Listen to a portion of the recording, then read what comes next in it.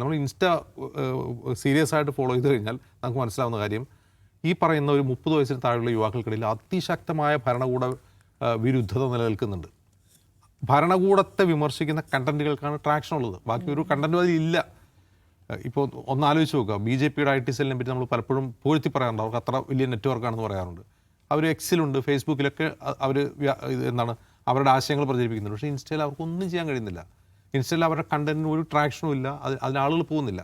പകരം BJPക്കെതിരെ, നരേന്ദ്രമോദിക്കെതിരെ, കേന്ദ്ര സർക്കാരിനെതിരായിട്ടുള്ള എല്ലാ കണ്ടന്റിനും വലിയ തോതിലുള്ള ട്രാക്ഷനാണ്. ഇതിനർത്ഥം പുതിയ തലമുറ വളരെ സ്കെപ്റ്റിക്കലാണ് കേന്ദ്രത്തെക്കുറിച്ച്, BJPയെക്കുറിച്ച് എന്നുള്ളതാണ്.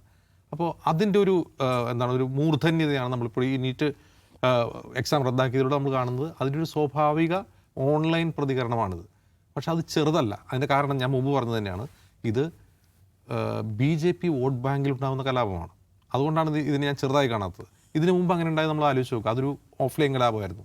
അഗ്നിവീർ സമരത്തിനെതിരെ രാജ്യത്ത് വലിയ തോതിലുള്ള കലാപങ്ങൾ നടന്നു. സമരമല്ല, കലാപം. ട്രെയിനുകൾക്ക് തീവച്ചു.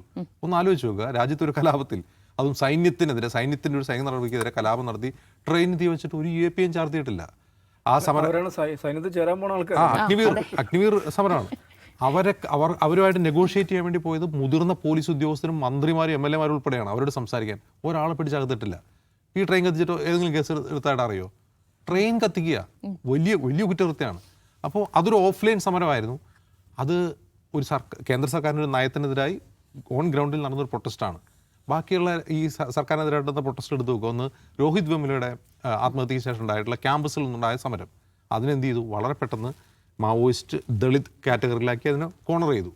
പിന്നെ ഉണ്ടായത് പൗരത്വ പ്രക്ഷോഭമാണ്. അത് പിന്നെ മുസ്ലിങ്ങളുടെ പ്രക്ഷോഭമാണല്ലോ. അത് വളരെ ഈസി ആയിട്ട് അടിച്ചമർത്താം. 4 UAP ചാർത്തി കലാപം ഉണ്ടാക്കുക, കലാപത്തിൽ ഇതേ അവർക്കെതിരെ UAP ചാർത്തുക, അകത്തിടുക, ഈസി ആയിട്ട് അടിച്ചു കൊടുക്കാം. ഇപ്പോഴും അകത്താണ്. കർഷക സമരം പഞ്ചാബിലെ കർഷകർ, ഖലിസ്ഥാൻവാദികൾ, ഈസി ആയിട്ട് അടിച്ചു കൊടുക്കാം.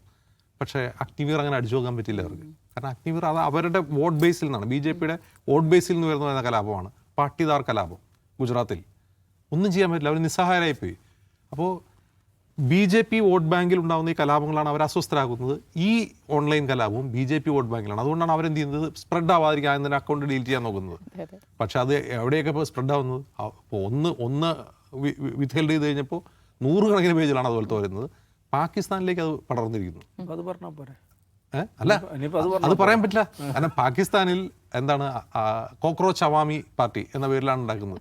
അവിടുത്തെ ഇമ്രാൻഖാൻ്റെ പാർട്ടിക്കും മുസ്ലിം ലീഗിനും PPPക്കും എതിരായിട്ടാണ് ആ മൂവ്മെൻറ്റ് വരുന്നത്. അവർ അതിൻ്റെ ബയോയിൽ തന്നെ പറയുന്നുണ്ട്, ഇത് ഞങ്ങൾ കോപ്പി അടിച്ചതിലൊന്നും കാര്യമൊന്നുമില്ല, മോട്ടോ എന്താണെന്ന് നോക്കിയാൽ മതി, സെയിം മോട്ടോയാണ് ഞങ്ങൾക്ക് എന്നാണ് പറയുന്നത്. അപ്പോൾ ഇനിയിപ്പോൾ പാകിസ്ഥാനെ കുറ്റം പറയാൻ പറ്റില്ല. പിന്നെ ഇപ്പോൾ ഇതിൻ്റെ സ്ഥാപകൻ എന്താ ഒരു അഭിജിത് ദീപ് കെ, അയാൾ ദലിതനാണ്. അപ്പോൾ ആ ദലിതനാണെന്നുള്ള ഐഡന്റിറ്റി അയാൾ വെളിപ്പെടുത്താൻ വേറൊരു കാരണം കൂടിയുണ്ട് കേട്ടോ. ഇവരുടെ പ്രധാനപ്പെട്ട മാനിഫെസ്റ്റോയിലെ കാര്യങ്ങളൊക്കെ പറഞ്ഞുകൊണ്ടിരുന്നപ്പോൾ ചിലർ ചോദിച്ചു, റിസർവേഷനെ കുറിച്ച് എന്താ അഭിപ്രായം? കാരണം ഇത് ഏത് സോഴ്സിൽ നിന്നാണ് ഈ പ്രൊട്ടസ്റ്റ് വരുന്നതെന്ന് അറിയണമല്ലോ. അപ്പോൾ അയാൾ പറയാണ്, അതിൽ നിങ്ങൾക്ക് സംശയം വേണ്ട, ഞാൻ തന്നെ ഒരു ദലിതാണ് എന്ന് പറയുന്നു. പക്ഷെ അതുകൊണ്ട് മാത്രം റിസർവേഷൻ പിന്തുണയ്ക്കുന്ന ഒരു മൂവ്മെൻ്റ് ആണ് അതെന്ന് പറയാൻ കഴിയില്ല. ഈ മെറിറ്റുവാദികളായ ആളുകളും ചിലപ്പോൾ അതിലുണ്ടാവാം. അതൊരു ഐഡിയോളജിക്കൽ റിഫ്റ്റാണ് അതിനകത്ത് ഉണ്ടാകുന്നത്.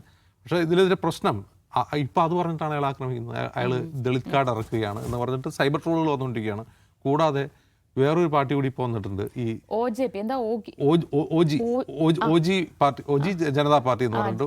അതായത് ഈ കൂറെ തിന്നുന്ന ഒരു ജീവിയുടെ മുഖമൊക്കെ ആയിട്ടാണ് അത് വന്നിട്ടുള്ളത്.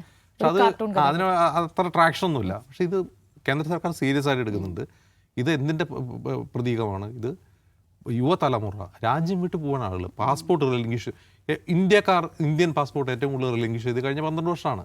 അതിൽ ഏറ്റവും കൂടുതൽ ആളുകൾ പാസ്പോർട്ട് റിലിംഗ്വിഷ് ചെയ്ത് ഗുജറാത്തിൽ നിന്നാണ് ആളുകൾ US മൈഗ്രേറ്റ് ചെയ്യാൻ വേണ്ടി കാനഡ വഴി മഞ്ഞിൻ്റെ വഴിയിലൂടെ പോയിട്ട് ആളുകൾ ചത്തു വീഴുന്നത്, മരിച്ചു വീഴുന്ന ആളുകൾ. അത്രമാത്രം ഇന്ത്യയിൽ നിൽക്കാൻ പറ്റില്ല എന്ന് തീരുമാനിക്കുന്നത് പ്രധാനമന്ത്രിയുടെ ഹോം സ്റ്റേറ്റിലാണ്. അപ്പോൾ ഈ രോഷം റിയലാണ്.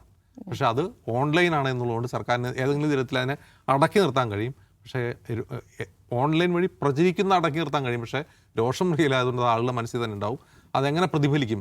പ്രതിപക്ഷ കക്ഷിക്ക്, ഇന്ത്യ സഖ്യത്തിന് അതെങ്ങനെ ചാനലൈസ് ചെയ്യാൻ പറ്റും? അവിടെയാണ് ഏറ്റവും പ്രധാനപ്പെട്ട ക്വസ്റ്റ്യൻ. പ്രതിപക്ഷത്തിന് ഇതെങ്ങനെ ചാനലൈസ് ചെയ്യാൻ പറ്റും, ഇവരെ മൊബൈലൈസ് ചെയ്യാൻ പറ്റും എന്നുള്ളതാണ് ചോദ്യം. പ്രതിപക്ഷം ഈ പറയുന്ന രംഗത്തേ ഇല്ല എന്നുള്ളതാണ് യാഥാർത്ഥ്യം.